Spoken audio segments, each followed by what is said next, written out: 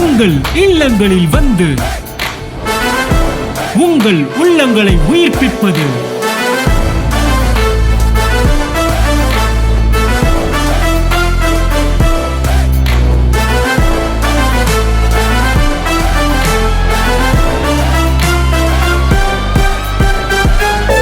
உங்கள் channel DJ.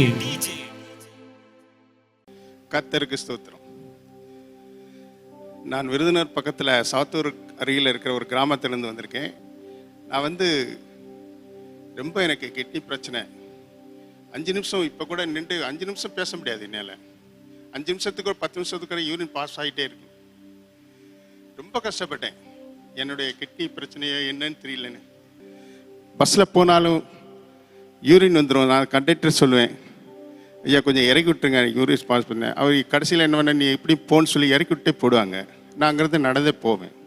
இதுக்காக பயந்துக்கிட்டு தான் நான் எங்கேயுமே ட்ராவல் பண்ணுறதே கிடையாது. ஒரு நாள் என்ன வீட்டில் உட்காந்து நான் டிவி ஆன் பண்ணேன். ஆன் பண்ணும்போது நோ சிக்னல்னே வந்துச்சு எல்லாமே. 31/1/25 ஜனவரி நைட்டு 9:25. அப்போது 200 சேனலை ஆன் பண்ணி பார்ப்போன்னு சொல்லிட்டு பார்த்தா டிஜேஎஸ் சேனல்னு ஒன்று வந்துச்சு. அதில் ஒரு ஃபேமிலி சாச்சி கொடுத்துருந்தாங்க. அவருடைய கணவருக்காக அந்த அம்மா சொல்லிச்சு, வீட்டுக்காரருக்கு எத்தனையோ நான் வைத்தியம்லாம் பண்ணி இந்த கிட்னி பிரச்சனை போவே இல்லை, டாக்டர்லாம் கைவிட்டாங்க, நீங்கள் வீட்டுக்கு கூப்பிட்டு போய் நீங்களாம் பண்ணிக்கோங்கன்னு சொல்லி இது பண்ணாங்க. இருந்தாலும் நான் மனன் இந்த சபைக்கு வந்தேன். சபைக்கு வந்த உடனே எனக்கு இங்கே கொஞ்சமாக எல்லாம் சோமாயி இப்போ நல்லா இருக்கிறோம் அப்படின்னு சாட்சி சொல்லும்போது நான் ஆவலாக கேட்டுக்கிட்டு இருந்தவன் என்ன பண்ணேன், சரி ஆண்டவர் நமக்கும் இந்த இதில் ஆன்லைனில் தானே பேசுகிறாங்க, நம்ம தலையில் கை வச்சு ஜெபிச்சா தானே நமக்கு நடக்குமே அப்படின்னு நினச்சிட்டு நம்பிக்கையிலேருந்து சரி ஆன்லைன்லேயே கேட்போம் அப்படின்னு சொல்லிட்டு மேலே ஒரு டிஸ்பிளே நம்பர் வந்தது. அதுக்கு ஃபோன் பண்ணோன்னே அந்த சகோதரர் எடுத்து கேட்டார், ஐயா உங்களுக்கு இந்த கிட்னி பிரச்சனையானார். அப்போ கேட்டேன் நான், ஐயா உங்களுக்கு எப்படி தெரியும் நீ கிட்னி பிரச்சனை அப்படின்னு. இல்லை நான் கேட்குறேன் அப்படின்னாரு. ஆமாங்க, இதனால் நான் ரொம்ப சிரமப்பட்டுக்கிட்டு இருக்கேன், பாத்ரூம் பக்கத்துலேயே தான் உட்காந்து பேசிக்கிட்டே இருக்கேன். இன்னையிலேருந்து கர்த்தர் உங்களுக்கு புது கிட்னி அங்கேருந்து அனுப்பி வைக்கிறாரு, நீங்கள் சுகமாயிட்டீங்க அப்படின்னாரு. எனக்கு ஆச்சரியமாக போச்சு, என்னடா மந்திரவாதி சொல்கிற மாதிரி சொல்கிறாரே அப்படின்னு சொல்லிட்டு சரின்னு சொல்லிட்டு நான், ஐயா ஜெபம் பண்ணுங்க அப்படின்னாரு. அப்போ நான் பொருத்தனை பண்ணேன், எனக்கு இப்போ சுகமாயிடுச்சுன்னா ஆண்டவரே இந்த சபை எங்கே இருந்தாலும் மதுரையில் தேடி பிடிச்சி நான் சாட்சி சொல்வேன் அப்படின்னு ஒரு பொருத்தனை பண்ணேன். அதை மாதிரி நான் அவர் ஜெபம் பண்ண உடனே ஒரு 10 நிமிஷம் 2 டைம் தான் யூரின் போச்சு. 3 டைம் யூரினே போகல. காலையில் 4 மணிக்கு தான் யூரின் போச்சு. எனக்கு ஆச்சரியமாக இருந்தது. ஆனால் ஒரு சாதாரண டிஜிஎஸ் சேனலில் டிடி சேனலில் ஒரு ஆன்லைனில் எனக்கு சோமாக இருக்குதுன்னு சொன்னால் இந்த சேனல் ரொம்ப வல்லமுள்ள சேனல் நினச்சிக்கிட்டு அங்கே ஊர்லெலாம் சொல்லியிருக்கேன். எல்லாம் அதை பார்க்க ஆரம்பிச்சிட்டாங்க இப்போ ஊரில். அதனால் இந்த சேனலுக்கு ரொம்ப நன்றி சொல்கிறேன். ரெண்டாவது போன கடந்த மண்டேயில் நான் இங்கே வந்திருந்தேன் சாட்சி சொல்லிட்டு. அப்போ சபையில் 2-3 பேர் தான் இருந்தாங்க, ஒரு சகோதரி 2 பேர் சகோதரர். அப்போ அவங்ககிட்ட சொன்னேன், இந்த மாதிரி நான் சாட்சி சொல்லணும் அப்படின்னு சொல்லிட்டு. அவங்க சொன்னாங்க, நீங்கள் அடுத்த இந்த ஞாயிற்றுக்கிழமை வர முடியுமா? நாங்கள் வர்றேன் அப்படின்னு சொன்னேன். உடனே இங்கே பார்த்துட்டு இவங்ககிட்ட பேசிட்டு எல்லாம் போட்டு போன பிறகு இன்னொரு 2 அற்புதம் நடந்தது. இது டாக்டராலேயே செய்ய முடியாத அற்புதம். கண்டிப்பாக சொல்லுவேன், தேவனால தான் கூடும், டாக்டராலே முடியவே முடியாது. சத்தியமணி சொல்வேன். நான் தாகமே எடுக்காது, தண்ணி தாகமே எடுக்காது, எனக்கு பசியே எடுக்காது. வேணிங்கிறதுக்கே சாப்பிடுவேன். ஐயோ உடம்பு இதாகிடுமேனு தண்ணி வேணிங்கிறதுக்கு குடிப்பேன், ஏன்னா உடம்புல உள்ள நீர் சத்து குறைஞ்சிருமே அப்படின்ட்டு. அப்போது இங்கே போயிட்டு ஜெபம்ட்டு வெளியே போகிறேன். தண்ணி எப்படி தாகம் எடுக்குது, பசி எடுக்குது. எங்கடா ஒரு ஹோட்டல் இருக்கும் அங்கே போய் சாப்பிட்லாம். 3 டம்ளர் தண்ணி 4 டம்ளர் தண்ணி குடித்தா அந்த ஹோட்டல்கார் கேட்குறாரு, என்னங்க நீங்கள் தண்ணி குடிக்காமல் இருந்தீங்களான்னு. இல்லைங்க, நீங்கள் ஒரு பாட்டில்னாலும் கொடுங்க, காசு தரேன், எனக்கு தண்ணி கொடுங்க அப்படின்னு. அப்போ 1 லிட்டர் 2 லிட்டர் தண்ணியை குடிச்சிட்டு அவனுக்குள்ளேயே சாப்பிட்டுட்டு கிளம்புறேன். மறுபடியும் எனக்கு ரொம்ப இதாகும்.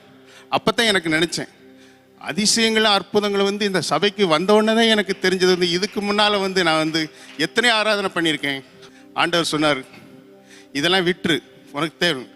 பைபிளில் ஒரு இதில் தேடி பார்த்தேன், திறந்த உடனே வந்துச்சு ஒரு வசனம், குறி சொல்லுவவர்களும் விக்கிராதனை பண்ணுவவர்களும் ஆஞ்சனை பார்ப்பவர்களும் அருவருப்பானவர்கள் சொல்லிட்டு ஒரு இது வந்துச்சு. அதோடு நான் அதை விட்டுட்டேன். ஏன்னா எத்தனை வருமானம் வந்தாலும் பரவாயில்ல அப்படின்ட்டு. என்னுடைய வாழ்க்கையில் அத்தனை இழந்துட்டேன். என் மனைவி முதற்கொண்டு என்னுடைய சொத்து சுகம் எல்லாமே இழந்து நிர்கதியாக இருக்கும்போது ஆண்டவர் சொன்னார், நான் முன்னால் போவேன், நீ பின்னால் வா. இதுக்கு முன்னால் நீ போயிட்டு இருந்தா நான் பின்னால் வந்து நீ எனக்கு மதிக்காமல் எல்லாத்தையும் செஞ்சேன். இப்போ நான் முன்னால் போகிறேன், பின்னால் வா. ஆண்டோடைய நாமத்தினால இப்போ அவர் முன்னால் போகிறதுனால நான் பின்னால் போயிட்டு இருக்கேன். எனக்கு எந்த தொந்தரவும் இல்லை, எந்த தடையும் இல்லை, எல்லாமே நீக்கி போட்டு நல்லா இருக்குது. பொருளாதாரத்தில் உயர்வு, எல்லாத்துலேயும் ஒரு மன நிம்மதி. இங்கே வந்தவுடனே இந்த சபை வந்து தாய் சபை மாதிரி நினைக்கிறேன். என்னால் முடிஞ்ச அளவு நான் எவ்ரி சண்டே இங்கே வருவேன். எனக்கு எவ்வளோ சொல்லிட்டாலும் பரவாயில்ல, என் உடம்பு என்னட்டாலும் பரவாயில்ல, ஆனால் கர்த்தர் பார்த்துக்கொள்வார். ஆன்லைனில் இப்படி ஒரு அதிசயம் நடக்குதா? அது இந்த சபையில் நடந்திருக்கா? இந்த சபை எங்கேயோ ஒரு மூலையில் இருக்குது, இன்னைக்கு தான் நான் பார்த்துருக்கேன்.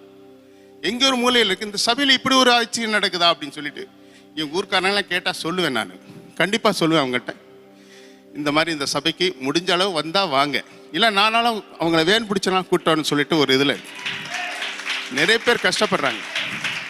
அதனால் ஆண்டவர் இன்னும் மேலும் எனக்கு உயர் கொடுப்பார், என்னை கைவிட மாட்டார். இப்போ ஆண்டவர் சொன்ன, ஆண்டவரே எனக்கு 70 வயசு ஆச்சுன்னு, உனக்கு 30 வயசு குறைச்சிட்டேன்டா, நீ ஏன் பயப்படுற அப்படிங்கிற பாருங்க ஆண்டவர். ஆனால் அப்போ எனக்கு சந்தோஷம் போச்சு.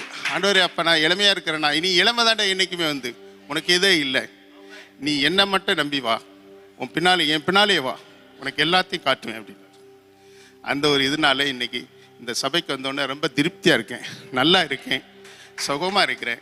எனக்கு உடம்புல எந்த பிரச்சனையும் இல்லை. நான் சாட்சியை பகிர்றேன். உங்கள் இல்லங்களில் வந்து உங்கள் உள்ளங்களை உயிர்ப்பிப்பது